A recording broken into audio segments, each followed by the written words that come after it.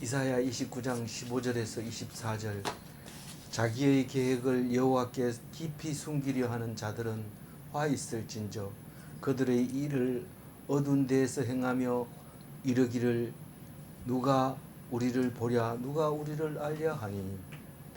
오늘은 총명을 되찾는 야곱에 대해서 이야기하고 있습니다. 총명해지려고 애를 안 써도 사실은 애를 안 쓰는 게 아니고 이스라엘 백성은 원래 총명하다고 자기들이 주장하고 있고 자부심을 가지고 있고 그래서 노력을 안 해도 자기들이 원래 총명하다 이렇게 생각을 하고 있었는데 그게 아니라 예루살렘 성벽이 무너지면서 말씀이 사라져 버리고 아주 총명함으로써 받던 존경이 사라져 버리고 맙니다. 그래서 꼭 바보 같아요. 그전에는 존경받고 유대인 옷만 입어도 존경해주고 대접해줬는데 예루살렘 성이 무너지고 나니까 성전이 무너지고 나니까 사람들이 그들도 보지도 않았던 거죠. 근데 이제 되찾게 되는 그 지혜를 말씀하고 있습니다.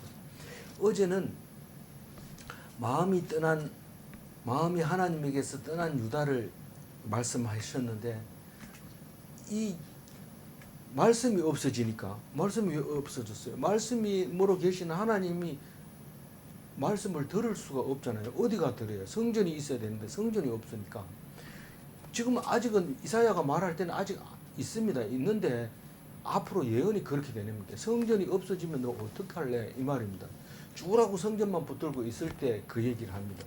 그리고 없어지고 나니까 그게 무슨 뜻인지 알게 됩니다. 우리가 지금 잘못했구나. 이 성전만 붙들고 있어야 되는 건 줄 알았는데 아니구나 하는데 그게 어떻게 알게 돼요? 어떻게 알게 돼요? 하나님이 너희들이 하나님을 겉으로는 하나님 계속 하나님 찾는데 마음은 하나님한테서 떠났다고 얘기를 합니다. 왜 그렇느냐고. 아니 우리가 그렇게 열심히 찾는데 그러냐고. 이런데 왜 그런다고 그랬어요?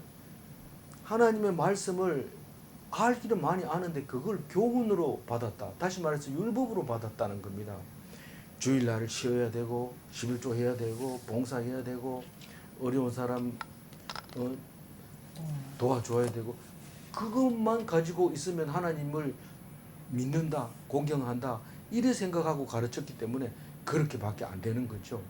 근데 진짜 진정으로 마음을 다해서 하나님을 찾을 때는 언제가 그렇게 찾습니까? 내가 고난이 오면 하나님을 자동으로 찾게 되는데 이 이스라엘 백성이 성이 무너지고 다른 아수르가 무너지고 난 뒤에는 그만 멍청해져 버린 거죠. 그래서 하나님 말씀 없이는 지혜를 얻을 수가 없습니다. 지혜자가 없으면 계시를 풀지를 못합니다. 미래를 내다보지 못합니다. 오직 현재 어떻게 해야 되냐 계속 그것만 물어보는데 어떻게 해야 되는 게 아니라 하나님이 앞으로 우리에게 보여줄 거를 미리 보여줍니다. 그래서 막 클릭수 많은 것만 보는 게 아니라 골라서 볼 수 있는 거죠. 그게 지혜자죠. 미래를 정말 내다볼 수 있는 그를 생각나게 해주는 그런 거를 보는 것은 좋은 거죠. 그래서 선견자라는 말은 미래를 내다본다는 뜻인데 그게 눈이 있어야 미래를 내다보는 눈이 있어야 된다. 그리고 지도자는 지혜가 없으면 그것은 망한다. 그 얘기를 이제 어제 묵상을 하고 오늘 참 이스라엘 백성은 그때나 지금이나 예수님 때나 여전히 율법으로 성경을 보기 때문에 예수님 같은 사람을 인정할 수 없고 미래를 보지 못하는 눈을 가진 지혜 없는 자들이 되어버린 거예요. 그래도 율법만 가지고 있어도 사실은 하나님이 크게 사용하고 있는데 우리가 노력으로 되는 게 아니라 하나님이 고난을 통해서 지혜를 주는 것을 말씀하는데 오늘 15절 보면 자기의 계획을 여호와께 깊이 숨기려 하는 자들, 이건 지혜롭지 못한 겁니다. 뭐 거꾸로 얘기하면 계획을 세우지 말아야 돼요. 이 15절 얘기는 계획을 세우지 말아야 됩니다. 계획을 세우는데 막 떠들고 이러면 숨기지 마라 했으니까 막 떠들고 이러면 그 계획이 제대로 서겠습니까? 그러니까 결국은 계획을 세우지 마라 이 얘기를 계획을 여호와께 깊이 숨기려 하는 자들이라고 말하고 있는 겁니다. 앞으로 우리가 이렇게 합시다. 이게 좋은 것 같아요. 그리고 만장일치입니다. 이제 앞으로 그렇게 합니다. 만약에 안 나오면 벌금 냅니다. 뭐 이런 식으로 그렇게 하는 것은 숨기는 건 아니죠. 근데 그게 그런 계획은 세우지 마라. 왜냐하면 계획은 하나님이 하시지. 물론 우리가 계획을 세우다 보면 안 될 수도 있고 될 수도 있고 그래서 그래도 계획 세운 게 낫다. 그래서 천주교에서 즐겨 읽는 책이 뭡니까? 목적이 이끄는 삶. 우리가 목적 없이 산다는 게 너무 아무것도 아닌 거예요. 너무 재미없다. 목적이 없으니까. 하나님을 보라는 보고 목표를 세우지 마라 하는데 하나님도 안 쳐다보고 목표도 안 세우니까 재미가 없어요. 그래서 목표를 가상적으로 세워놓고 그 일을 열심히 하고 나 이만큼 했다 니는 얼만큼 했냐 그래서 모여가지고 그 목표를 위해서 막 의논하고 경쟁을 하고 이러는데 하나님은 그걸 원하지 않습니다. 그 목표나 계획을 원하지 않습니다. 내가 시키는 말에 귀 기울여라 그겁니다. 정말 그렇게 해가지고 살 수 있을까요? 하나님만 의지하고 살 수 있을까요? 있습니다. 하나님 말씀이 그걸 할 수 있도록 해놨는데 우리는 그걸 믿지 못하니까 이거 읽고 내가 지금 저녁에 뭐 먹을지 그게 걱정인데 이 구절이 무슨 의미가 있나 이렇게 생각할지 모르지만 이 말씀을 읽으면 저녁이 지금 문제가 아닙니다. 지금 네가 죽느냐 사느냐가 문제인데 저녁 걱정할 필요 없다는 거죠. 그걸 가르쳐 주고 있어요. 어쨌거나 오늘 말씀은 그런 사람들은 화가 있다. 그런 사람이 누굽니까? 이러니까 어두운 데서 행하는 자들인데 누가 우리를 보랴? 누가 우리를 알랴? 어두운 데서 행하니까 아무도 모릅니다. 깜깜한 밤중에. 낮에 하면 딱 보이죠. 그러니까 밤에 하는 거죠. 그런 사람들은 하나님을 업신여기는 자들, 지식도 없는 지혜도 없는 사람들이라고 오늘 얘기하고 있습니다. 16절 읽어볼까요? 너희의 패역함이 심하도다. 토기장이를 어찌 진흙같이 여기겠느냐. 지음을 받은 물건이 어찌 자기를 지은 이에게 대하여 이르기를 그가 나를 짓지 아니하였다 하겠으며 빚음을 받은 물건이 자기를 빚은 이에게 대하여 이르기를 그가 총명이 없다 하겠느냐. 이 얘기는 딴 얘기가 아니고 그 위의 얘기입니다. 그러니까 아무도 하나님이 안 본다 이러고 막 이렇게 합니다. 그런데 나중에 하나님이 했는 걸 알게 되면 깜짝 놀랬죠. 깜짝 놀랍니다. 아, 이게 하나님이 다 알고 있었구나. 우리는 모를 줄 알았는데 안다면 왜 그때 야단 안 치고 이제 야단 치냐. 뭐 이렇게 얘기하는 거죠. 근데 그거를 우리가 알 수가 없죠. 우리를 지으신 하나님의 마음을 우리가 어떻게 알아요? 우리는 토기장의 토김이나 마찬가지고 우리는 지음받은 물건이기 때문에 지음받은 사람에 대해서 알 수가 없습니다. 알 수 있다면 그거는 지음받은 게 아니죠. 그래서 그걸 패역이 심하다고 얘기합니다. 너희를 지은 사람을 네가 생각이나 하고 있느냐? 참 패역하다. 그 얘기를 합니다. 높이 올라가는 사람들은 그런 거 생각 안 하죠. 내 마음대로 내 능력대로 하는 거니까 밑에 사람을 막 부리고 이러는데 하나님을 생각하면 그래 못하죠. 이 자기를 지은 이에게 그가 나를 짓지 않았다고 말합니다. 너는 그냥 생겼지 그 사람이 지은 게 아니다. 그 하나님 앞에서 그런 소리 하면 하나님 이름을 망령되게 일컫는 거기 때문에 그렇게 해서는 절대로 안 되는 거죠. 토기장이에게 그 토기가 그가 총명이 없다고 얘기를 해요. 총명이 없다고. 하나님 나를 지은 사람은 참 어리석어 왜 나를 이렇게 만들었을까 이렇게 말하는 거죠. 아니 하나님이 깊은 뜻이 있는데 그걸 모르고 자꾸 그렇게 얘기합니다. 제가 이렇게 말하는 순간에도 딴 생각을 합니다. 말장난하는 같이 보이고요. 그렇게 들립니다. 17절 읽어봅니다.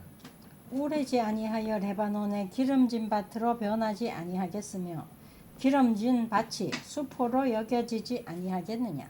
내가 계획을 탁 세웁니다. 여기에다가 높은 빌딩을 짓고 한 달에 세를 얼마를 받고 내가 어떤 사람들을 모아가지고 특히 어떤 계획이 좋냐면 은퇴한 목사님들 갈 데가 없는 걸 다 모아가지고 이렇게 잘해보고 싶다. 그런 생각을 가지고 있다. 참 좋은 생각입니다. 이래 하지만 그게 하나님 계획 안에 있느냐 없느냐 우리는 알 수가 없습니다. 그러나 계획을 숨기면 안 되고 하나님 앞에 내놓고 진짜 내가 해야 할 일입니까? 라고 물어봐야 되죠. 근데 이 17절하고 그렇게 말하는 거하고 무슨 상관이 있습니까? 내가 계획을 세울지라도 막상 해보면 엉뚱한 문제가 딱 가로막고 있고 생각해보면 당연한 건데 내가 생각을 못했다는 것을 알게 됩니다. 그러니까 지금은 내가 앞으로 이렇게 하겠습니다 하고 큰 소리 치니까 사람들이 다 잘하십니다 잘하십니다 이러지만 그 상황이 곧 바뀐다는 거예요. 곧 바뀐다. 어떻게 그렇게 말할 수 있어요? 가보지도 않고 지금 여태까지 살아온 게 다 그랬잖아요. 내가 이렇게 가려고 했는데 하나님이 해가닥 바꿔버린 거예요. 그게 한두 번입니까? 우리 모든 일들이 계획대로 안 되고 다 하나님이 바꾼 것을 알 수 있는데 지금 17절부터는 그날이 오면, 이게 그날이라는 말은 18절에 나오지만 17절부터 그날 이야기하고 있는 겁니다. 다가올 그날 얼마나 빨리 다가오느냐 하면 곧 조만간에 도적같이 그 오는데 그날이 어떤 날이냐? 하나님의 날이다. 하나님이 너희들이 생각 못했던 건 하나님 날이에요. 우리가 생각했던 거는 우리가 이 생각했던 게 이게 바로 이거다. 이렇게 얘기하지만 하나님의 날이 오는데 그거는 반전되는 날이에요. 레바논이 기름진 밭으로 변하지 아니하겠으며 이 말은 레바논이 기름진 밭으로 바뀐다는 겁니다. 레바논에 가면 뭐가 있을까요? 숲이 있습니다. 백향목 뭐 이런 것들이 쭉쭉 올라갑니다. 그 습도와 기후가 맞아가지고 나무들이 잘 자랍니다. 솔로몬의 성전도 거기서 배가 좋았고 하도 많이 배가 좋아서 또 다 궁도 만들고 이래서 그 궁 이름을 레바논 궁, 어떤 거는 숲궁 이렇게 하는데 레바논 숲이라고 숲풀궁이라고도 하고 레바논 궁이라고도 했던 그 솔로몬은 궁전이 있었는데 그건 물론 없어졌죠. 그런데 그렇게 우거진 숲이 기름진 밭으로 바뀌지 않겠느냐? 언제요? 네 죽기 전에는 안 바뀌겠지. 그러나 반드시 바뀐다. 그 얘기를 하고 있습니다. 지금 우리가 사는 것만 가지고도 바쁜데 우리 죽고 난 뒤에 할 일을 말로 쓸데없이 생각하고 깊이 생각하고 있습니까? 우리가 살다 보면 먹고 사는 거, 숨 쉬는 거, 뭐 재밌게 재미를 즐기는 거, 그거 말고는 다른 거 필요 없습니까? 우리는 그보다 훨씬 많은 게 있습니다. 잘 먹고 잘 살면 우선 이 재산을 물려준 자식이 필요하고, 자식은 또 의리한 자식 말고 총명하고 똑똑한 자식이 필요하고, 그 총명한 자식이 대대로 내려가면서 총명해지기를 원하는 거고, 영원히 이름이 남기를 원하는 거지. 근데 오늘 하루만 먹고 치울 것같 많은 사람이 그렇게 생각하지만 절대로 배부르면 딴 생각합니다. 배부르면 벌써 먹는 거는 끝났고 그 다음 그 얘기합니다. 우리는 지금 대한민국은 먹을 거 걱정 없습니까? 지금 현재는 6만 3만 불 시대가 지나면 먹는 거는 걱정하지만 맨날 먹을 거 없다 이러면서 난 뭐 아침 굶었다 이러는데 왜 굶었나 이러니까 라면은 먹기 싫고 국수는 먹기 싫고 밥은 입에 안 넘어가고 그럼 뭐 먹고 싶으냐? 피자 먹고 싶고 통닭 먹고 싶고 이게 그것도 입에 안 맞아가지고 굶었다. 불쌍하나? 그 불쌍한 거 아니죠. 이게 지금 우리가 생각하고 있는 생각의 지혜가 있어야 된다는 거죠. 어쨌거나 기름진 밭이 숲으로 변하는 날이 있다. 그렇게 어떤 밭은 참 농사가 잘 돼서 값이 비싸고 그 밭이, 어떤 밭은 뭐 농사가 잘 안 되니까 값이 얼마 안 되고 이렇습니다. 근데 그 기름진 밭이 갑자기 나무들이 막 자라면서 당대에는 안 되겠죠. 나무를 심는 사람이 진짜 나무 심는 사람은 신앙이 좋아야 됩니다. 보통 급성장하는 그 뭡니까 피톤 치즈 나오는 그거를 심어가지고 자기가 20년 안에 이걸 기르면 20년 안에만 되면 벌써 15m, 30m 되기 때문에 결실을 본다는 거예요. 그렇지만 그 이외의 거는 참 나무를 심는다는 게 참 희망이 큰 보통 사람이 아닙니다. 그래서 유명한 사람은 내일 지구가 멸망하더라도 나는 사과나무를 심겠다 이런데 그 참 좋은 거라고 학교에서 가르쳐 주지만 하나님이 없는 계획이 있죠. 계획이 아니라 하나님이 쉽게 만들어 줍니다. 어디에 씨가 부러져 가지고 숲이 만들어집니다. 그건 하나님이 하신다고 17절에 지금 얘기하고 있는 겁니다. 반전되는 날이 올 거다. 지금 이게 반전되는 얘기는 끝까지가 반전되는 얘기를 합니다. 17절부터 끝까지 반전된다. 18절 읽어봅니다. 그날에 못 듣는 사람이 책의 말을 들을 것이며 어둡고 캄캄한 데서 맹인의 눈이 볼 것이며. 아니 그렇게 성경 얘기를 하면 막 그거는 그렇고 그냥 그거 보다가 그 사람이 참 좋더라. 뭐 이렇게 사람 얘기로 바뀌어버리고 그 교회는 그렇게 말하지만 난 이래 하는 게 좋더라. 뭐 일로 바꿔버리고 나 이렇게 하니까 저게 더 좋더라. 이러고 그 상황을 자꾸 바꿔버리는 사람은 안 들려서 그래요. 그 말하는 성경 말씀이 안 들려서 그렇게 하는데 그 사람이 그럼 끝까지 안 들을 것 같으냐? 듣는다. 그 사람이 안 들으면 듣는다. 그 사람이 듣는다.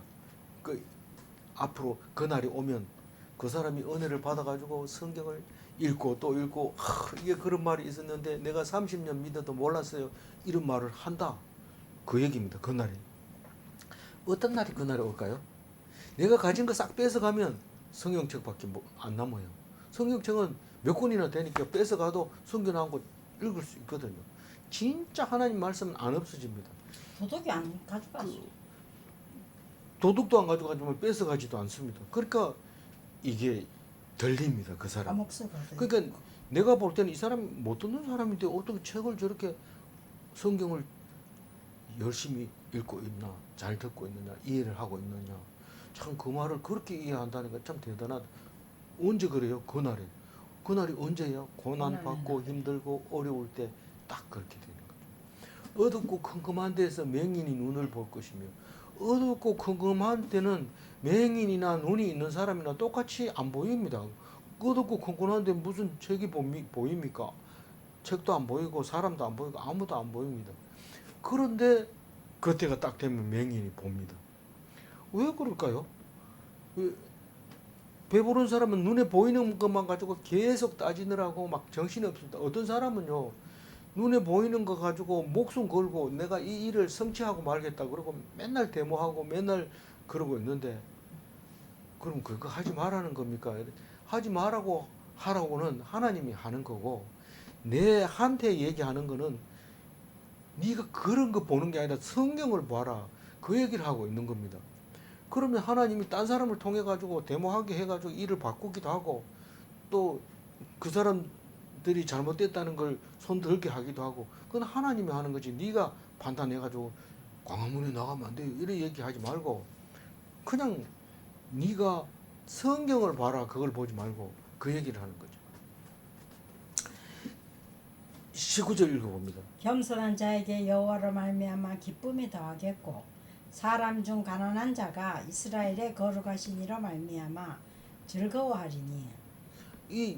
우리는 그 맹인이 눈을 저 어두운 데서 눈을 볼 것이요, 이 말은 복음송에 많이 나오잖아요. 내가 사람들이 못 본 것을 보았고, 그런 가사잖아요. 맹인이 되면 사람들이 못 본 거 봅니다. 그거를. 그래서 그날이 오면 그렇게 된다는 거예요.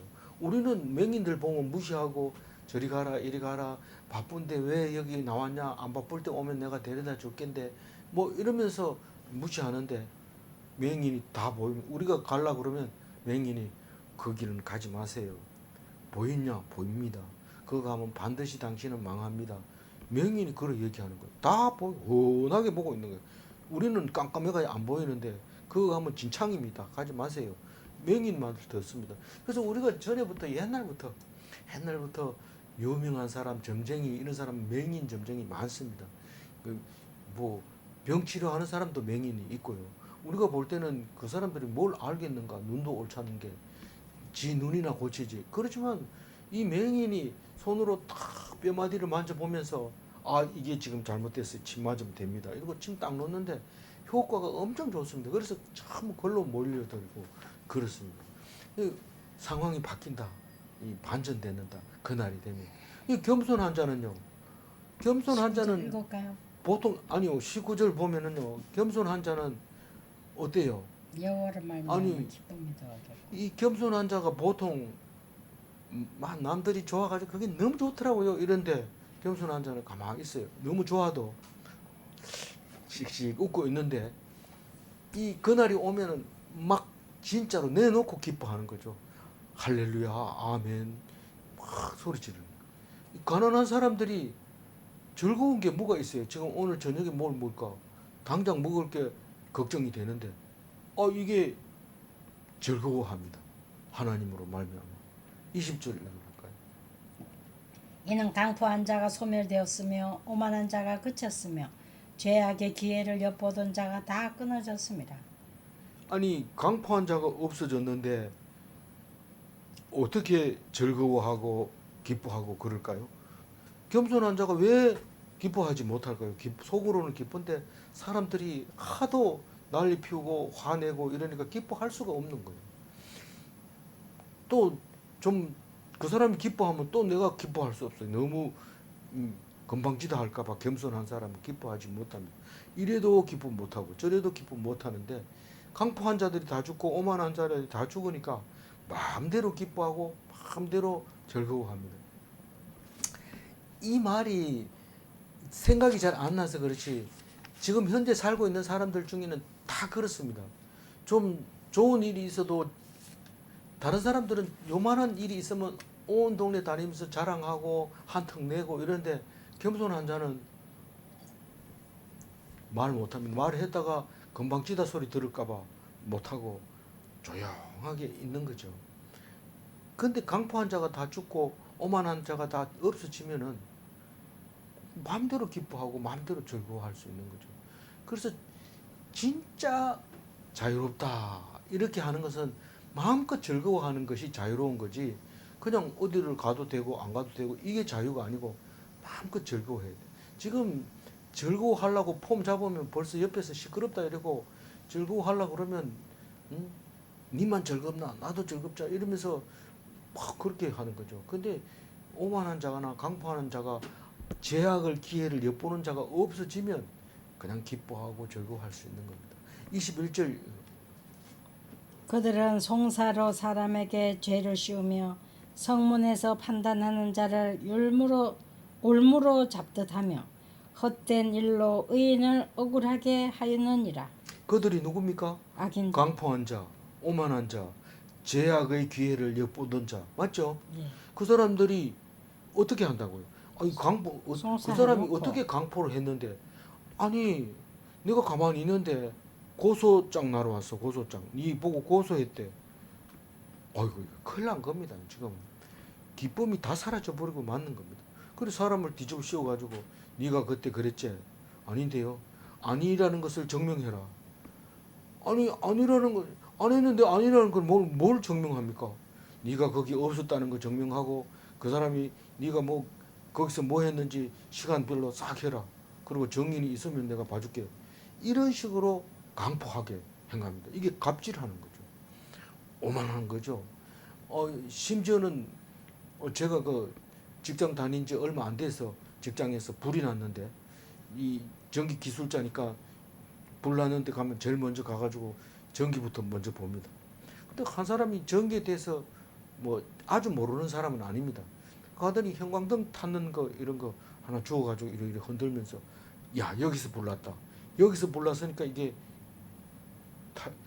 탈났다. 이렇게 얘기하는 거예요. 그래서 내가 봤을 때는 그게 화재가 났으니까 탄 것이 그게 타가지고 이게 탔다고 말할 수 없다. 이렇게 얘기했을 때 그 사람이 아니라는 걸 증명해내라는 거예요. 괜히 얘기했다가 큰일 날 뻔했어요. 뭐 어떻게 지나간지 모르지만 우리가 입만 띄면 안 됩니다. 그래서 조용해야 돼.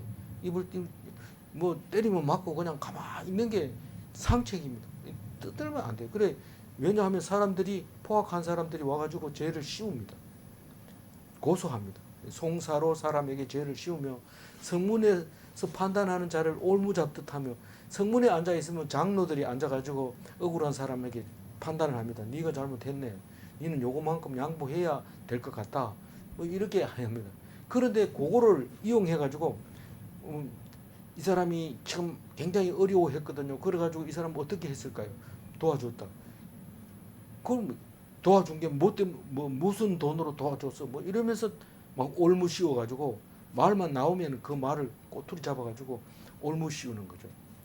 덫을 씌우는 거. 그리고 아무것도 아닌 거를 쓸데없는 일을 해가지고 와가지고 의인을 억울하게 합니다. 아니, 생명하고 관계 없으면 안 하면 좋은데 별의별 거 다 해가지고 와가지고, 어떤 사람은 참 좋은 얘기 들었다 이러면서 그걸 전달하는가 하면, 어떤 사람은 뭐 내가 이거 해줄게 이러면서 가만히 있는데도 막 해주고, 뭐 먹는 것도 해오고 뭐 이것도 해고 저것도 해줄게 이러는데, 아니 헛된 일이에요. 헛된 일. 그런데 내가 그렇게 해줬는데도 그 사람은 참 못되게 하더라 이러면 의인이 억울하게 합니다. 그거 해줬는 거하고 내가 얘기한 거하고 아무 관계 없는데 그걸 선악관에 따져야 되지, 그 헛된 걸 가지고 의인을 억울하게 만들 수도 있다. 그래서 이 21절 얘기는 미시파트와 제다카가 그 강같이 흐르는 날이 오게 된다, 그렇게 억울하게 하는데 그 날이 없어지고 미시파트와 제다카가 강같이 흐르는 그 날이 올 것이다, 반전되는 날이 올 것이다, 그 말을 하고 있습니다. 22절. 그러므로 아브라함을 구속하신 여호와께서 야곱 족속에 대하여 이같이 말씀하시되, 야곱이 이제는 부끄러워하지 아니하겠고 그의 얼굴이 이제는 창백해지지 아니할 것이며. 예, 이거는 뭐 우리가 자꾸 많이 아는 거니까 글자가 없는 것도 막 눈에 나타나고 이러죠. 이게 뭔 말입니까? 창백해지지 않는다는 것은 핍절지 않다는. 갑자기 당황해가지고 어쩔 줄 몰라 쩔쩔매지 않는다는. 왜냐하면 말씀이 앞으로 그런 날이 올 거다. 그러면 드디어 왔습니다. 하나님이 온다고 한 그 날이 왔습니다. 하나님 용서하여 주십시오. 살려주십시오. 이렇게 하는데, 이게 당연히 그렇게 가도 되는 줄 알고 갔는데 딱 막혀버렸을 때는 갑자기 어떻게 해야 될지 모릅니다. 얼굴이 창백해집니다. 그게 핍절하지 않아요. 그건 하나님 말씀을 믿으면 미리 가르쳐주고 예견해주는데, 그걸 잊어버리고 남들 하는 대로 따라가다가 얼굴이 창백해지게 되는 거죠. 그거는 창백해지는데, 지금 창백해지지 아니할 거라고 얘기하는 것은 이스라엘 백성, 야곱 족속에게, 아브라함 후손에게 하는 말입니다. 왜냐하면 구속되었기 때문에, 구속이라는 것은 속죄되었기 때문에 그렇다고 얘기하는 거죠. 그래서 이제부터는 부끄러워하지 아니하겠고, 이제부터는 뭐예요? 구원의 때, 믿음으로 구원을 얻는 사람, 영원한 삶을 사는 사람, 하나님 말씀이 들리는 사람, 그 사람은요, 분명히 저 사람 죄를 지었는데 뻔뻔스럽게 다니는 거예요. 뻔뻔스럽게. 이 글자에도 없는데 어떻게 뻔뻔스러운 말이 나올까요? 그게 바로 튀어나온다는 거죠. 23절.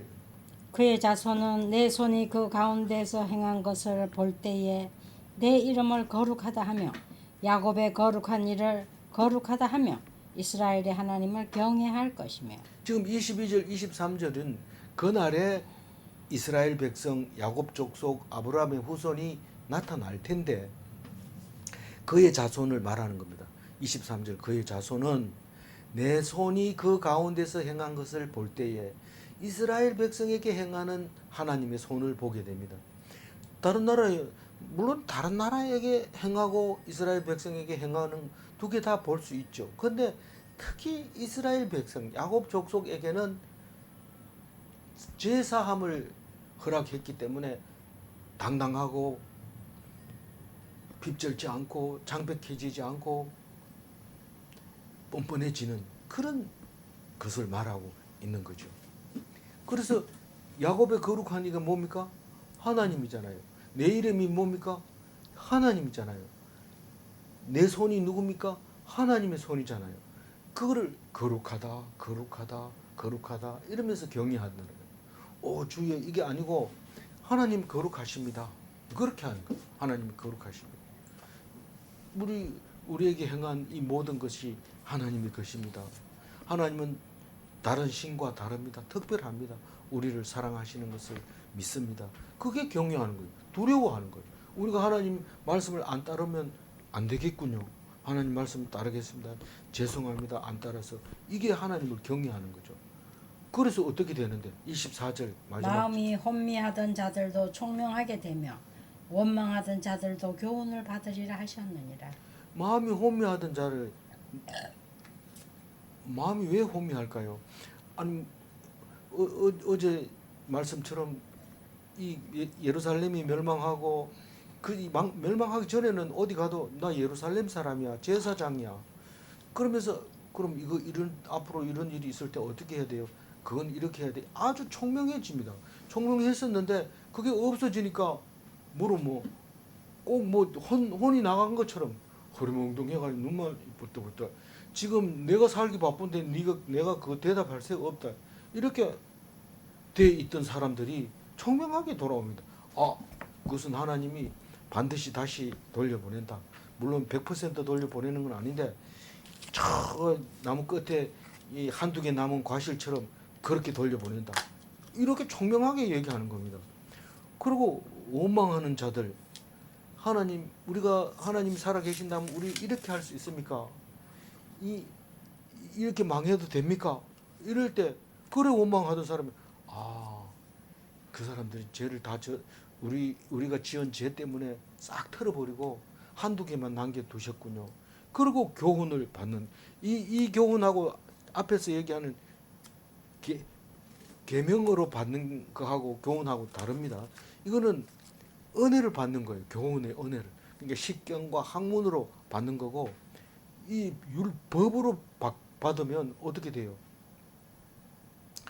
하나님을 경외해도 지혜가 없는 거예요. 그래서 이거는 지혜 있는 거예요.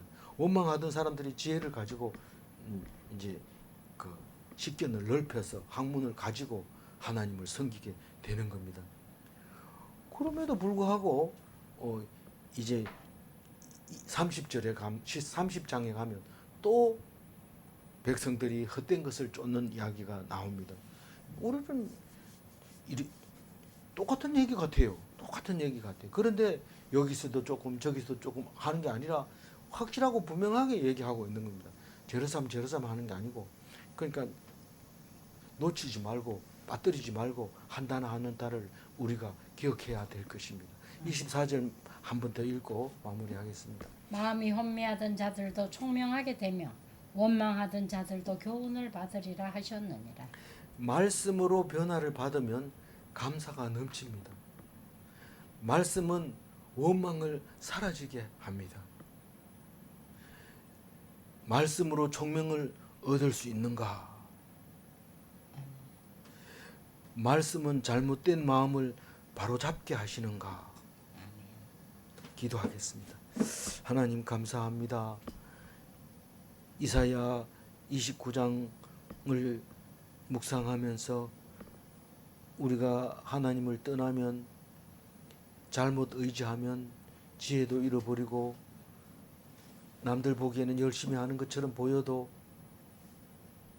하나님은 마음속에 없고 공경한다고만 하는데 하나님이 그렇게 입으로만 한다고 야단치실 때에 말씀이 읽혀지지 않고 들려지지 않아서 그렇다는 것을 알았습니다. 그러나 그날이 되면 맹인도 보게 되고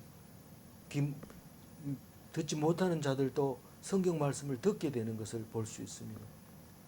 도대체 알아듣지 못할 인간 같은 인간이 말씀의 은혜를 받고 변화를 받고 하나님께 영광 돌리는 저 끝에 남은 몇 개 안 되는 과일처럼 남게 해 주셨다는 것을 알 때 참으로 총명해지는 이스라엘 백성, 야곱의 백성, 아브라함의 후손인 것을 믿사오니 주여 도와주시옵소서. 오늘 또 온전히 주님께 의탁하옵고 감사하며 우리 주 예수 그리스도의 이름으로 기도 올리옵나이다. 아멘.